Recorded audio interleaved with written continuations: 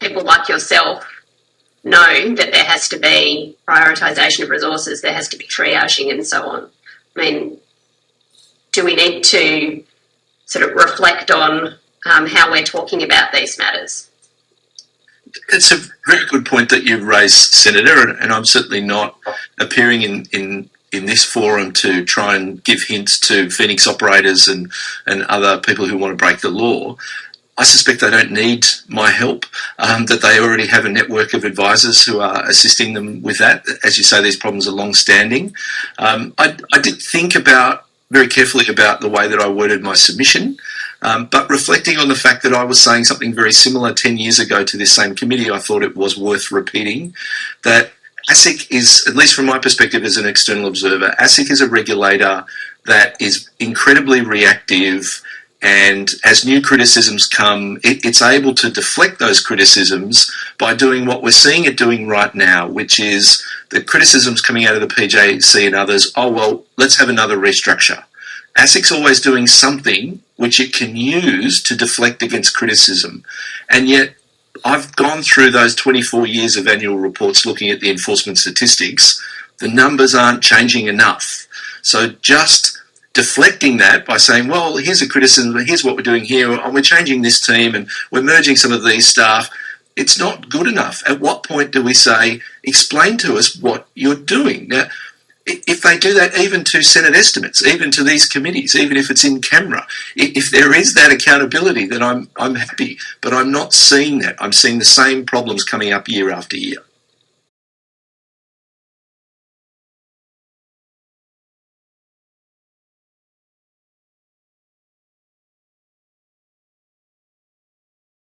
The hands on record, can you please state your full names and capacity in which you appear? Which Chief Executive Officer of ARITA. Narelle Ferrier, Technical and Standards Director at ARITA.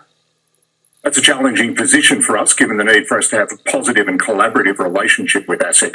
Indeed, quite a few of our members believe it would be best not to be giving evidence at this inquiry for fear of getting ASIC offside. Indeed, we've been criticised by ASIC staff in the past for evidence at other inquiries or in the media. ASIC's independent status shouldn't mean that it's allowed to simply do as it pleases on behalf of the government.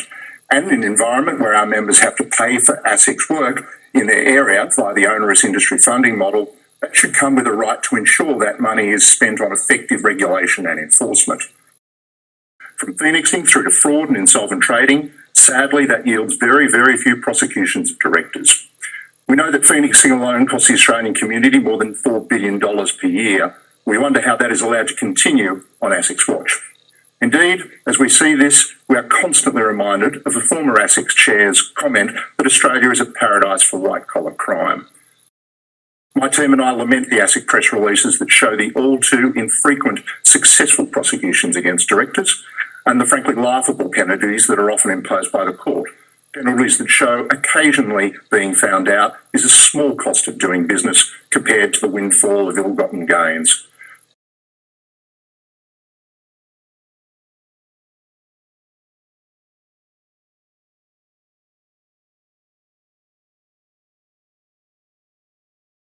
This interim report, Deputy President, is because ASIC's approach has been to obfuscate and to refuse to answer questions on these key case studies. Now, this report, which is a multi-partisan report, sets out the obfuscation. It sets out that ASIC has not wanted to provide information about closed cases. Now, I want to make a very important distinction here to the Senate. I think it would be unreasonable for a Senate committee to try and unearth case files and documents of ongoing investigations, because that could disrupt the work of the regulator.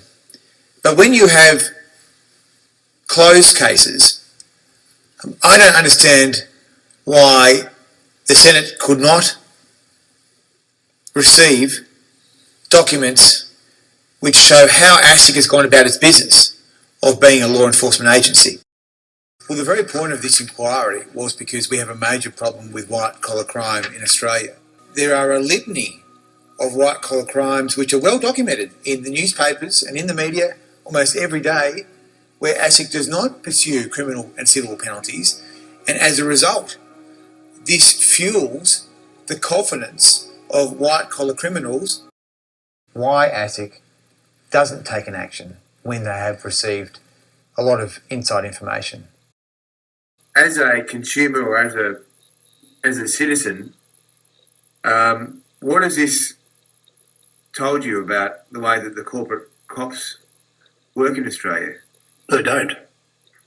They just don't. They don't care about the little man. They don't care about the investor. They're just not. They're not worried. They just. It doesn't matter what you do. You jump up and down and try and get something done, or you try and better your life. When you try to better your life, you better it for yourself, the government, and everyone else. But you've got no one to help you back to help you to get through when there's a problem. You know, people, enforcement agencies rely on people to tell them what's wrong and so it can be fixed. What's the good of telling someone to fix something when they don't do anything about it?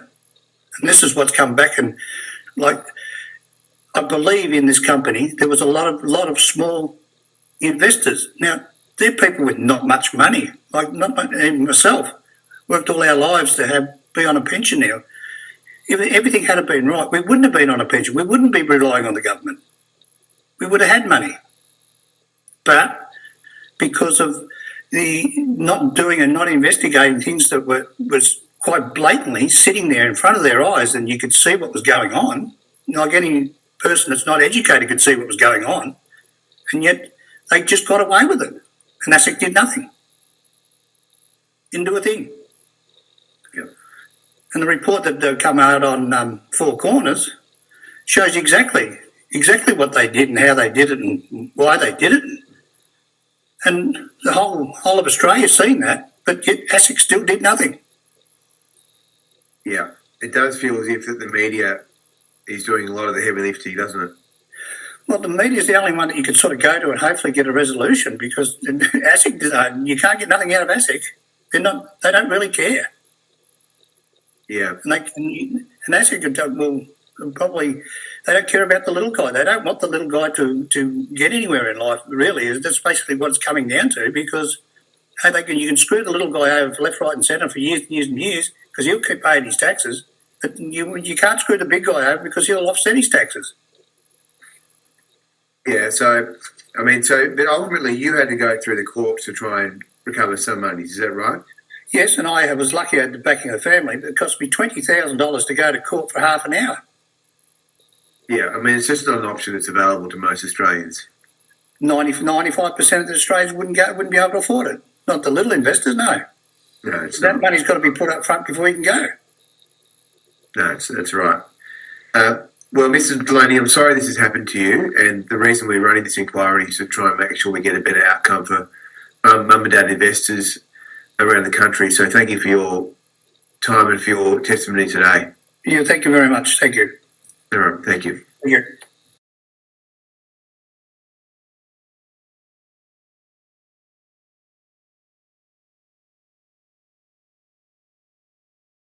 You are alleging that ASIC is not fast at enforcing the law. That's your main proposition, is it? Yeah, and I believe that through my various complaints and what have you, I became a problem to ASIC, and they've spent millions of dollars by it appears to me to try and charge me for a matter that was 10 years ago, which we have defended that, and the fine is $8,500. Like I've spent, honestly, I believe it'll be nearing $500,000 in defending that charge. That's 4.5 years that's been going for. Something now about the Crown Casino directors, but you know, they allowed $70 billion to be laundered through the casino. ASIC,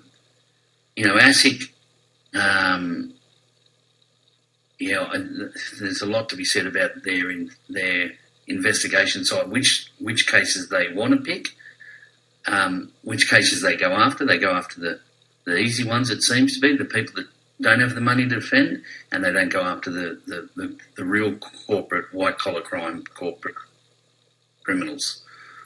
That's very clear. ASIC have friends in, corporate friends, such as the Commonwealth Bank, for instance, sakes with my particular matter. Reason being is that ASIC withheld in my trial. We didn't find out. We were 2 days into it. That ASIC withheld 16,198 documents